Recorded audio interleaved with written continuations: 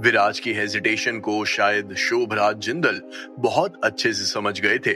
तुरंत ही उन्होंने विराज से कहा, बेटा अगर तुम्हें कोई दिक्कत है तो तुम मुझे बेझिझक बोल सकते हो। तुम्हें लड़कियों की तरह शर्माने की कोई जरूरत नहीं है। तुम्हारा डैडी सामने से तो नहीं, लेकिन पीछे से तुम्हारी मदद जरूर कर सकता है। शोभराज जिंदल की बात सुनकर विराज ने एक लंबी सांस भरते हुए बोलना शुरू किया, डैडी कुछ महीनों से एक अनसीन एनिमी मेरे और मेरे दोस्तों के पीछे पड़ा था। उन लोगों ने शालिनी को भी नहीं छोड़ा और उसे भी तकलीफ देने की कोशिश की। हैदर को बोलकर मैंने इस पूरे मामले की इन्वेस्टिगेशन करने को कहा।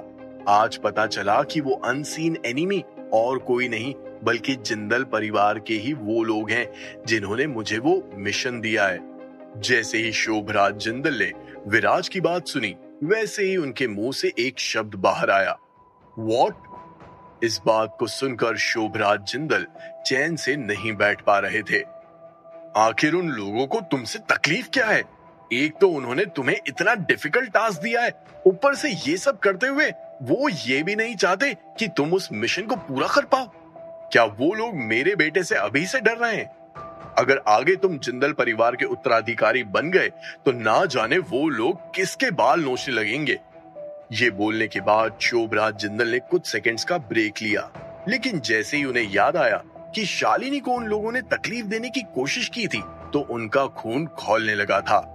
उन लोगों की इतनी हिम्मत कि उन्होंने हमारी शालिनी को नुकसान पहुंचाने की कोशिश की। तुम्हें कुछ भी करने की जरूरत नहीं है विराज, तुम बस रुको और देखते जाओ, मैं उन लोगों को जिंदा नहीं छोड़ूंगा। इसी के साथ शोभराज जिंदल अब उन बूढ़े लोगों को कोसने लगे थे। यू ओल्ड इडियट्स, बहुत हो गया। मेरे दोनों बच्चे परिवार से दूर रहते हैं, उसके बाद भी उन्हें मेरे बच्चों को नुकसान पहुंचाना है। अब तुम्हें जो करना है कर लो। उनका पिता उनके पीछे खड़ा है। अगर मेरे बच्चों को हाथ भी लगाया तो काट डालूंगा। अब अगर मुझे जिंदल परिवार का सारा साम्राज्य भी देना पड़े तो भी मुझे कोई दिक्कत नहीं है। मेरे लिए मेरे बच्चों से कीमती कुछ भी नहीं है। You old idiots. जब विराज ने सुना कि उसके पिता शोभराज जिंदल फोन पर शांत नहीं हो रहे हैं तो तुरंत ही विराज ने उन्हें काम डाउन करने की कोशिश करते हुए कहा, डैड इतना गुस्सा होने की जरूरत नहीं है। मैं और शालिनी अभी हर खतरे से बाहर है। विराज की बात सुनकर शोभराज जिंदल को थोड़ा सुकून मिला, लेकिन वो सुकून कुछ ही पल के लिए था। अगले ही पल शोभराज जिंदल को फिर से गुस्सा आ गया और उन्होंने अपना मुंह खोलते हुए कहा, बेटा तुम्हें फिक्र करने की कोई जरूरत नहीं है। तुम्हारे पिता का शरीर अभी भी जवान है, मैं अभी बूढ़ा नहीं हुआ हूं। विराज को अपने पिता पर पूरा यकीन था। हालांकि उसके पिता अब बूढ़े हो गए थे और जल्दी जिंदल परिवार से रिटायर होने वाले थे, लेकिन विराज को उनके शरीर पर पूरा भरोसा था। विराज जानता था कि भले ही उसके पिता की उम्र बढ़ गई हो, लेकिन बचपन में जो उन्होंने इतनी एक्सरसाइज की है उस वजह से उनके शरीर में अभी भी उतनी ही ताकत है जितनी जवानी में थी। डैड क्या आपके पास कोई तरीका है जिससे उन लोगों को रोका जा सकता है?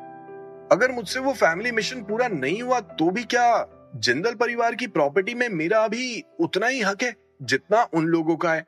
लेकिन उनसे उलझने में मुझे सिर्फ एक ही बात का डर लगता है, कहीं वो लोग शालिनी को कुछ ना कर दे। डैड आपको पता है ना कि मेरे पास सिर्फ शालिनी है और आपके पास भी हम दोनों के अलावा और कोई नहीं है। मैं विराज की बात सुनकर शोभराज जिंदल भी बहुत सीरियस हो गए थे। तुरंत ही उन्होंने विराज को बीच में टोकते हुए कहा, बेटा तुम्हें कुछ भी कहने की जरूरत नहीं है, मुझे सब पता है। अपने पिता का ऐसा फर्म एटीट्यूड देखकर विराज ने राहत की सांस ली। पहले विराज को डर था कि जिंदल परिवार के बड़े लोग और भी ज्यादा एरोगेंट हो जाएंगे। भले ही शोभराज जिंदल की पोजीशन कितनी भी ऊंची क्यों नहीं थी, लेकिन विराज उन लोगों को दबा नहीं सकता था। लेकिन जब उसने अपने पिता के मुंह से निकले शब्दों को सुना तो उसे अब सिचुएशन बहुत बेटर लग रही थी, जिसके बारे में उसने सोचा भी नहीं था। दूसरी तरफ शोभराज जिंदल ने फिर से बोलना शुरू किया, बेटा तुम मुंबई शहर में ही रहो और जो कर रहे हो उसे करते रहो। मैं गारंटी देता हूं कि वो लोग अब तुम पे कोई अटैक नहीं करेंगे। हाँ, एक और बात, इससे कोई फर्क नहीं पड़ता कि तुम उस फैमिली मिशन को पूरा करो या ना करो, जिंदल परिवार की प्रॉपर्टी में तुम्हारा पूरा हक है। मैं जिसे जो भी देना चाहूं वो मैं दे सकता हूं, और ये डिसीजन मेकिंग पावर सिर्फ मेरे हाथों में है। वो लोग कुछ भी नहीं उखाड़ सकते। उनके जमाने चले गए, अब तो उनके ऊपर जाने का जमाना है।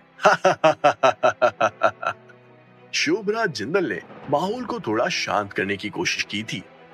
जैसे ही विराज ने अपने पिता की बात सुनी, वैसे ही उसने कहते हुए अपना सिर हिला दिया था। जिंदल परिवार की सिचुएशन को भला विराज कैसे नहीं जानता था। उसके पिता ने जो भी कहा वो सच था।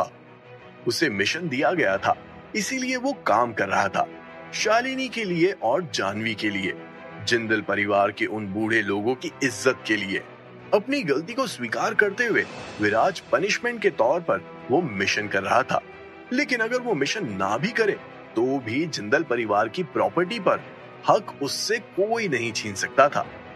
वो कहते हैं ना, हर चीज के प्रोज एंड कॉन्स होते हैं। ऐसा ही कुछ विराज के उस मिशन के साथ था। प्रोज ये था कि विराज जिंदल परिवार का हिस्सा था और शोभराज जिंदल का बेटा था। शोभराज जिंदल जिंदल परिवार की जिम्मेदारी विराज को कभी भी सौंप सकते थे। उसके लिए उसका वो मिशन पूरा करना कोई मायने नहीं रखता था। लेकिन अब कॉन्स बीच में आता है कि अगर विराज ने वो मिशन पूरा नहीं किया तो जिंदल परिवार के वो बूढ़े लोगों के पास वो राइट थे जिससे वो विराज को जिंदल परिवार का उत्तराधिकारी बनने से रोक सकते थे। अगर विराज से वो मिशन पूरा नहीं हुआ तो वो शमशेर जिंदल के सामने कहते कि विराज इतना बड़ा जिंदल परिवार का साम्राज्य संभालने के लिए बिल्कुल भी लायक नहीं है। जब उससे 3 साल में बिजनेस 10 गुना नहीं हो पाया, हर तरफ विराज फंसा हुआ था। इसीलिए कुछ भी हो जाए, विराज को वो मिशन हर हाल में पूरा करना था, जिससे वो जिंदल परिवार में अपनी जगह को प्रूव कर पाए। विराज जिंदल ने भी अपने मन में ठान लिया था कि उसे आगे क्या करना है। फर्म टोन के साथ विराज ने अपने पिता शोभराज जिंदल से कहा, डैड आप परेशान मत हो, मैं पूरी जी जान लगाते हुए उस मिशन को पूरा करूंगा जो मुझे जिंदल फैमिली ने दिया है। मैं उन लोगों को दिखाऊंगा कि मैं Viraj Jindal son of Shobhraj Jindal incompetent नहीं है।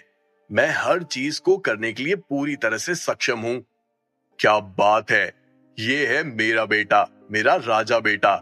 इस स्पिरिट के साथ तुम अपनी जिंदगी में कुछ भी अचीव कर सकते हो और मुझे पूरा यकीन है कि तुम उस मिशन को आसानी से पूरा कर दोगे। ये बोलते हुए शोभराज जिंदल की आंखों में आंसू आ गए थे। शोभराज जिंदल को बहुत पछतावा हो रहा था कि उनका बेटा 13 साल पहले उस घर से अपनी बहन शालिनी को लेकर भाग गया था। लेकिन किसने सोचा था कि 13 साल बाद विराज, जिसे जिंदल परिवार के पैसों से कोई लेना देना नहीं था, वो अपनी बहन शालिनी के खातिर और अपने पिता के खातिर उस मिशन को पूरा करने के लिए मान जाएगा।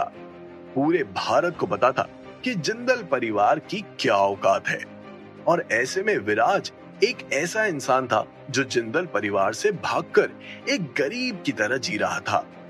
इससे साफ पता चलता है कि विराज कितने साफ दिल का इंसान है और उसे पैसों से कोई प्यार नहीं है। उसकी दोस्ती भी उतनी ही सच्ची है जितनी दुश्मनी।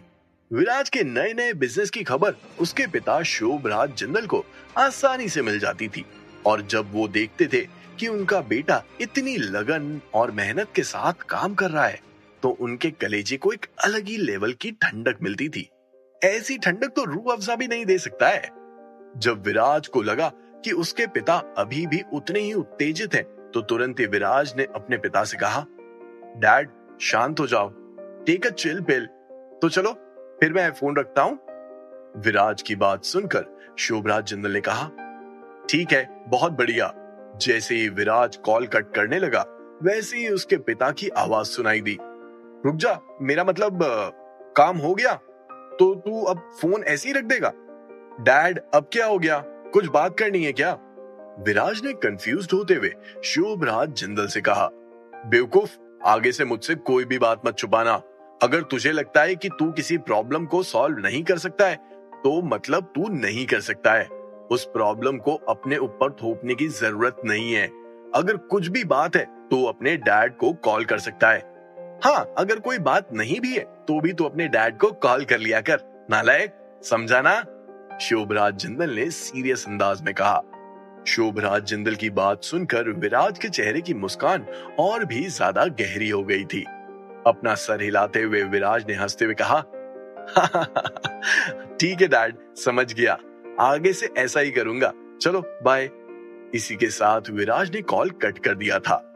कॉल कट करने के बाद विराज ने आसमान की ओर देखा।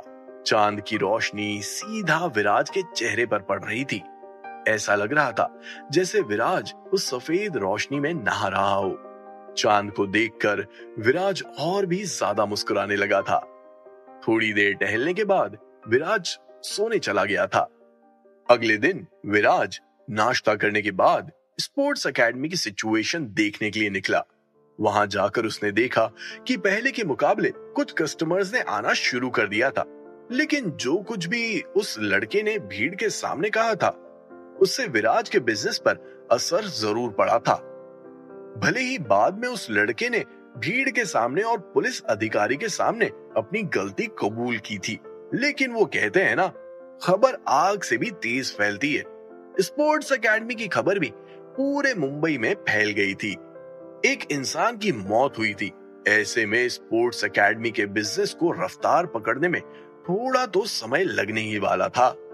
ऊपर से विराज ने स्पोर्ट्स एकेडमी में अल्कोहल पॉलिसी में भी कुछ बदलाव किए थे। ऐसे में अब बेवड़ों का आना तो लगभग बंद ही था। इन दो वजहों से स्पोर्ट्स एकेडमी के कस्टमर्स उससे छूट गए थे, लेकिन विराज बिल्कुल भी डिस्करेज्ड नहीं हुआ था। उसे यकीन था कि जितने भी लोग उसकी स्पोर्ट्स एकेडमी में आएंगे वो सारे अच्छे कस्टमर्स होंगे और वो विराज की स्पोर्ट्स एकेडमी के साथ अच्छे रिश्ते बनाएंगे। खैर, घड़ी का पहिया इसी तरह चलता रहा और इतना तेज भागा कि देखते ही देखते कई साल बीत गए। सर्दियों का मौसम आ गया था और इस कपकपाती हुई ठंड में लोग नया साल मनाने की प्लानिंग कर रहे थे। नए साल के बारे में सोचते हुए अचानक से विराज को याद आया कि कुछ साल पहले उसने और उसकी पलटन ने सभी एम्प्लॉइज के साथ एक मीटिंग की थी। उस मीटिंग में एमजीएफ मेट्रोपॉलिटन और मुंबई स्पोर्ट्स एकेडमी में नए साल पर होने वाले अरेंजमेंट्स की बात करनी थी। हालांकि ये एक सिंपल सी दिखने वाली मीटिंग एक बहुत बड़े डिस्प्यूट में बदल गई थी। मीटिंग रूम में जब सभी लोग इकट्ठा हो गए तो जानवी ने बोलना शुरू किया, गाइस, नया साल आ रहा है और हम चाहते हैं कि इस नए साल पर हमारा अच्छा खासा बिजनेस हो। एमजीएफ मेट्रोपॉलिटन से हमें पूरी उम्मीद है। क्या आप में से कोई सजेशंस देना चाहेगा कि हमें बिजनेस की सेल्स को कैसे बढ़ाना चाहिए? चूंकि ये एक हॉलीडे सीजन है, इसीलिए ज्यादा से ज्यादा कस्टमर्स आएंगे। मुझे लगता है कि हमें कुछ सामान पर ऑफर देना चाहिए। इसके दो फायदे होंगे, हमारा बिजनेस भी चलेगा और कस्टमर को पूरा सेटिस्फैक्शन मिलेगा। सनी ने तुरंत ही अपना सुझाव जानवी के सामने रख दिया था। क्या ऑफर? नहीं, बिल्कुल भी नहीं। हॉलीडे सीजन में लोग अपनी जेब आराम से ढीली करते हैं। पैसा निकालने में वो एक पल नहीं सोचते हैं, तो हम उनकी जेब के बारे में क्यों सोच रहे हैं? मैं तो बोलता हूँ कि हमें सामान की प्राइस और भी ज्यादा बढ़ा देनी चाहिए। इससे हमें 2 गुना ज्यादा फायदा होगा। अगर ऑफर ही देना है तो हम सामान की प्राइस को 3 गुना करके भी तो दे सकते हैं। एमजीएफ मेट्रोपॉलिटन के स्टोर मैनेजर की राय सनी के सुझाव से बिल्कुल अलग थी। ये कहानी कितने साल आगे चली गई थी? विराज को वो मीटिंग क्यों याद आई? क्या विराज की जिंदगी में उस मीटिंग ने तहलका मचा दिया था? क्या सनी और उस स्टोर मैनेजर के बीच डिस्प्यूट होगा? क्या हॉलीडे सीजन में विराज का बिजनेस चमकने वाला था या फिर विराज बिजनेस की दुनिया में हमेशा के लिए गायब होने वाला था? जानने के लिए सुनिए cash on my mind only on pocket FM.